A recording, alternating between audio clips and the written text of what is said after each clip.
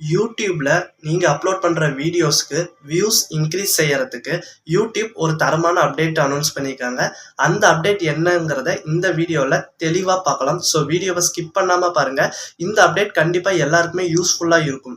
So அது என்ன அப்டேட்னா, யூடியூப்ல நீங்க அப்லோட் பண்ற வீடியோஸ் மட்டும் இல்லாம அந்த வீடியோஸை பிளேலிஸ்டா கிரியேட் பண்ணி நிறையா உங்க சேனல்ல பிளேலிஸ்டா கிரியேட் பண்ணி வச்சிருப்பீங்கல்ல, அந்த பிளேலிஸ்ட்ல இது வரைக்கும் தம்ப்நெயில் செட் பண்ண முடியாம இருந்தது. இனிமே எப்படி உங்களுடைய யூடியூப் வீடியோஸ்க்கு தம்ப்நெயில் கிரியேட் பண்றீங்களோ அதே மாதிரி நீங்க கிரியேட் பண்ணி வச்சிருக்கிற பிளேலிஸ்ட்டுக்கும் தம்ப்நெயில் கிரியேட் பண்ணலாம். ஸோ 2 வகையில தம்ப்நெயில் கிரியேட் பண்ணலாம். ஒன்று நீங்களே ஓனாக கஸ்டமைஸ் பண்ண தம்ப்நெயிலையும் செட் பண்ணலாம்.